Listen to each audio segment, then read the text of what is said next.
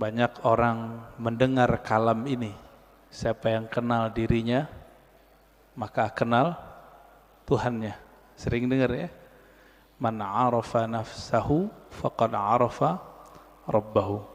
Siapa yang kenal dirinya, dia pasti kenal Tuhannya, Rabbahu. Imam Ibnu Qudamah itu menyebutkan redaksi yang berbeda. Man arafa qalbahu arafa rabbahu.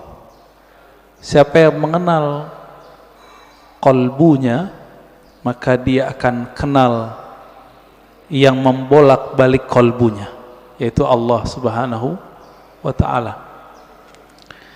Ada yang bertanya, ini hadis atau bukan?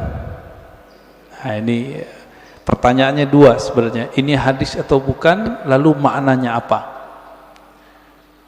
Setelah kita teliti, ilmu hadis itu, Bapak Saudara makan Allah, jika kita buat pemetaan ilmu keislaman, bahkan semua ilmu di dunia itu dapat dirumuskan jadi 4 cara mengetahuinya, disebut epistemologi, bahasa Arabnya madarikul ulum.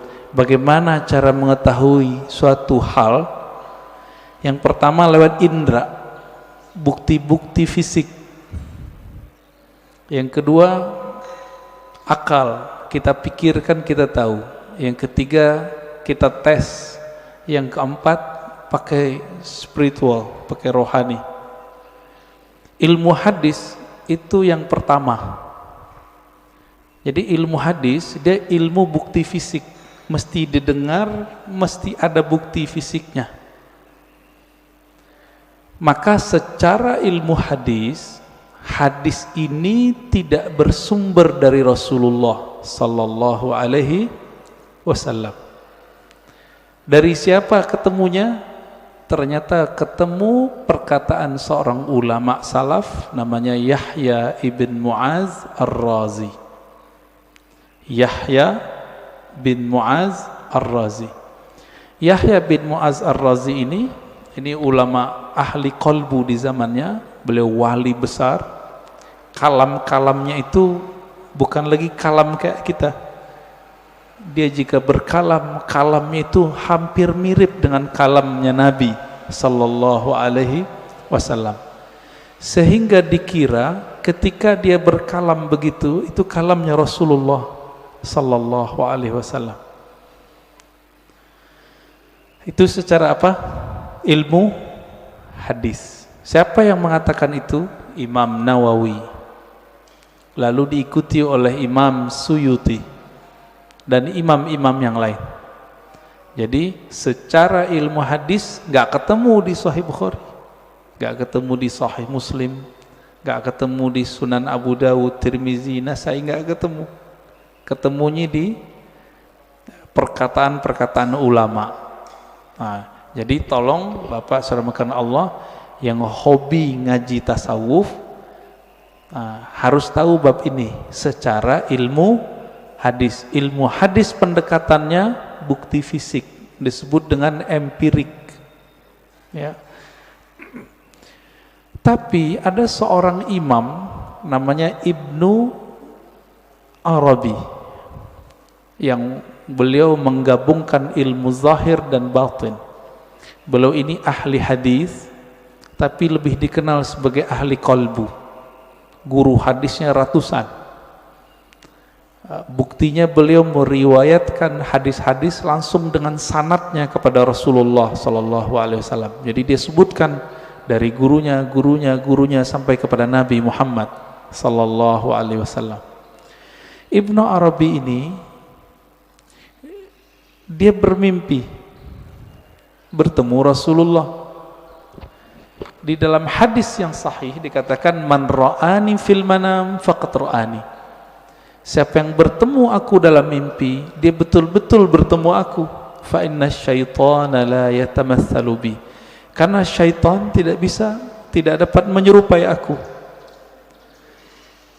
Ibnu Arabi mengatakan ciri-ciri wali Allah itu kalau dia mimpi, dia sadar dia lagi mimpi. Ibnu Arabi mimpi ketemu Rasulullah dan dia sadar ini pasti mimpi karena Rasulullah sudah wafat. Lalu apa yang beliau lakukan? Beliau bingung dengan hadis yang tadi. Secara ilmu hadis tidak ketemu sumbernya. Maka beliau katakan, wahai Rasulullah, kata ahli hadis ini enggak ada sumbernya, bukan kalam engkau. Apakah benar demikian? Dijawablah oleh Rasulullah dalam mimpinya, bukan, itu kalamku wahai Ibnu Arabi. Ketika dia bangun, maka dia malu mengatakan ini bukan hadis Nabi sallallahu alaihi wasallam. Kenapa? Minimal mimpi ini benar untuk dirinya, meskipun belum tentu benar untuk orang lain. Inilah asbabnya kenapa kalam ini kemudian menjadi ambigu. Apakah ini kalam Nabi atau kalam Yahya ibn Muaz Ar-Razi? Ya, ini secara gabungan nih. Mimpi masuk kemana? Satu tadi empirik, bukti fisik. Mimpi yang nomor 4, zauq, intuisi, qalbu, ruh. Itu mungkin nggak ini dibuktikan? Dibuktikan oleh orang yang sudah sampai ke sana. Kalau oleh ahli hadis yang tidak sampai, kemampuan rohaninya sampai ke taraf ini nggak bisa. Jadi mohon maaf Bapak, kita nggak bisa bangga juga dengan ilmu hadis. Ilmu hadis itu sendiri mirip kayak ilmu saintifik yang lain, eksak yang lain sama. Ilmu sejarah, arkeologi. Kalau sekarang apa namanya, untuk ngecek orang meninggal itu, kuku-kukunya dicek, apa namanya, ya forensik gitu ya. Jadi bukti fisik semua. Ilmu hadis mesti berdasarkan zahir fisik. Oleh karena itu Bapak, saudara yang bukan Allah, jika berdiskusi dengan ahli hadis, sulit kita ngungkit-ngungkit yang nomor 4 ini. Dia pasti yang nomor 1.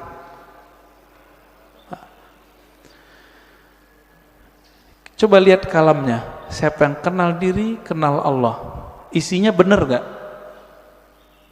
Bagus gak kalamnya? Bagus. Berarti secara ilmu hadis, tidak semua kata-kata yang bagus, kata-kata yang benar itu kalam Nabi. Secara ilmu hadis.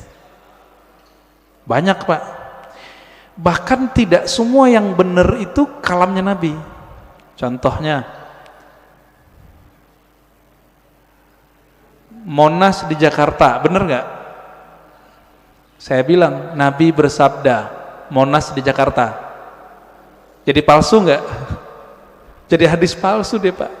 Maka tidak semua kata-kata yang benar, kata-kata yang baik itu pantas dikatakan bersumber dari Rasulullah sallallahu alaihi wasallam. Nah, ilmu hadis begitu Pak, agak kaku. Ilmu hadis ini dia harus dibuktikan. Saya ketemu guru saya ketemu gurunya. Ini sebagai contoh hadis yang paling sering kita dengar, innamal a'malu bin niat. Hadis ini Imam Bukhari mengambilnya dari ahli Mekah, namanya Humaidi. Gimana ketemunya? Oh, ternyata Imam Bukhari melakukan rihlah sekaligus haji. Bertemulah dengan Imam Al-Humaidi, murid dari Imam Syafi'i.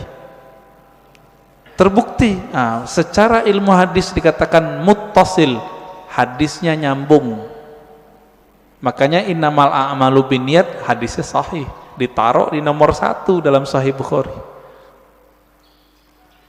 Imam Bukhari sering mimpi ketemu Rasulullah, iya. tapi mimpinya dia tidak taruh di bab hadis. Ada seorang imam namanya Al-Baihaqi, punya kitab judulnya Syu'abul Iman dan Zuhud. Di kitab beliau menukil kalam Nabi tapi yang didapat orang dalam mimpi. Dan itu populer Pak di masjid-masjid kita, khotib-khotib kita dulu. Tahun 2006 seorang profesor nelpon saya dulu di UIN. Saya waktu itu masih kuliah. Dia telepon, "Ar-Razi, ente ngaji hadis bukan?" "Iya. Saya mau khutbah besok. Tapi bingung ini hadis itu bukan." Wah, kita kaget Pak, profesor masih mau nanya sama mahasiswa. Akhirnya saya katakan, "Hadis apa, Prof?" "Hadis siapa yang hari ini sama dengan kemarin maka dia merugi." Tahu hadis itu ya? Yang hari ini lebih buruk dari kemarin maka dia terlaknat. Saya senyum, "Maaf Prof, itu bukan hadis, tapi itu kalam Nabi yang didapat oleh Imam Abdul Aziz bin Rawat dalam mimpinya." Kata Imam Baihaqi, qala Abdul Aziz bin Rawat, berkata Abdul Aziz bin Rawat, "Ra'aitun Nabiyya sallallahu alaihi wasallam fil manam yaqul." Aku mendengar Nabi sallallahu alaihi wasallam di dalam tidur berkata. Kata di dalam tidurnya dihilangin oleh khotib-khotib. Sehingga jadinya gimana? Aku mendengar Nabi bersabda, "Siapa yang hari ini sama dengan kemarin fahuwa maghbun." Siapa yang hari ini beda dengan kemarin, lebih buruk dari kemarin, fahuwa mal'un, terlaknat. Nah itu. Ini disebut hadis mimpi. Tapi ingat, hadis mimpi bukan hadis secara ilmu hadis. Tapi kalau versi yang keempat itu hadis Pak. Maka versi keempat hadis Nabi gak berhenti sampai sekarang berlanjut. Menurut versi yang keempat, dari mana buktinya? Buktinya Nabi sendiri mengatakan, siapa yang bertemu aku dalam mimpi, dia betul-betul bertemu aku. Loh, tahu dari mana ketemu Nabi? Kalau ingin dibuktikan, buktikan secara fisik. Baca cerita Nabi, fisik Nabi, Syama'il Nabawiyah, perhatikan mimpinya sama atau tidak. Ini mazhab ahli hadis. Ahli hadis mensyaratkan jika mimpi ketemu Nabi, mesti karakter yang kita lihat sama seperti yang di hadis. Contohnya, Nabi suka pakai baju hijau, pakai serban, terus pakai tutup, ya, ada yang mirip Sayyid Muhammad Alawi Al-Maliki.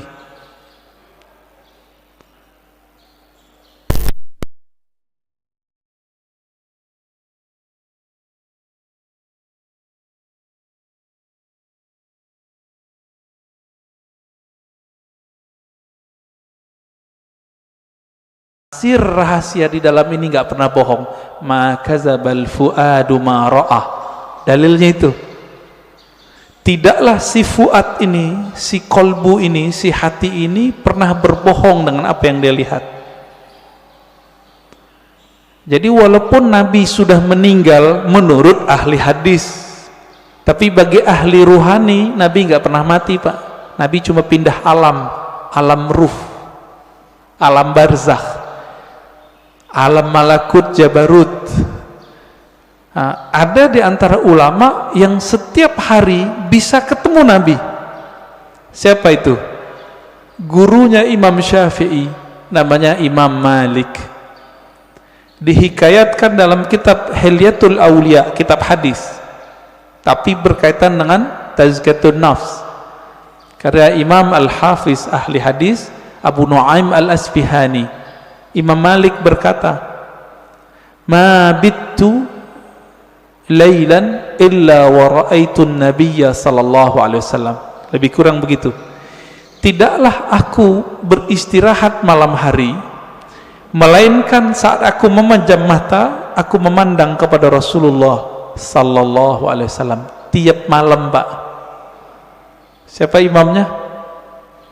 Imam Malik. Tapi Imam Malik ahli hadis, maka beliau tidak memasukkan hasil dialognya dengan Nabi ke dalam bab ini, tapi masuk ke bab fatwa, dianggap itu ilham. Beda dengan Imam Ibnu Arabi, beda dengan Imam Ghazali. Mereka menganggap ini juga hadis, tapi hadis-hadis rohani, tidak masuk ke bab ilmu hadis. Nah, disinilah mulai bertengkar, Pak, antara ahli hadis sama ahli tasawuf. Bagi ahli hadis, kalian sesat. Kenapa? Itu bukan hadis Nabi, itu hadis palsu. Bagi ahli sufi, yang sesat siapa? Kalian gak mengerti kok kami dibilang sesat. Kalian gak bisa berkoneksi dengan Nabi, kok kami yang dianggap sesat. Begitu. Maka kemudian oleh Imam Al-Baihaqi, ya, satu tingkatan di atas Imam Ghazali, itu beliau gabung di kitabnya, di kitab Az-Zuhud, ya, di kitab Syu'abul Iman, kalam Nabi baik dalam ilmu hadis ataupun versi ahli qalbu. Bapak saudara makan Allah, kira-kira inilah kenapa ahli hadis susah baikan sama ahli tasawuf, ya. Maka muncullah di generasi berikut ahli hadis yang mereka penasaran dengan ilmu tasawuf, sebaliknya ahli tasawuf yang penasaran dengan ilmu hadis. Nah, maka di zaman setelahnya muncul sufi muhaddis, muhaddis sufi, muncul begitu. Nah, ini terlihat dari imam siapa? Imam As-Subki. Dia ahli hadis juga murid Ibnu Athaillah Sakandari, pengarang Hikam.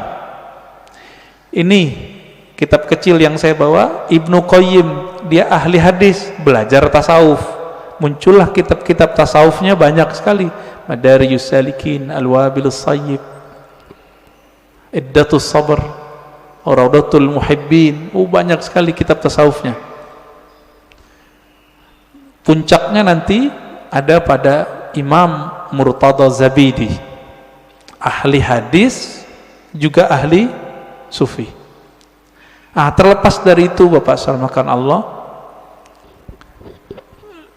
perbedaan itu sampai sekarang masih ada, ya. Makanya sekarang istilah ahli hadis ini diambil oleh sekelompok orang dan menamakan dirinya kelompok sunnah. Boleh nggak? Ya boleh-boleh aja, tinggal bukti aja sanadnya, ya. Punya sanad nggak kepada Rasulullah Sallallahu Alaihi Wasallam? Karena ilmu hadis ilmu sanad, nggak punya sanad, kazzab, maka dia pembohong.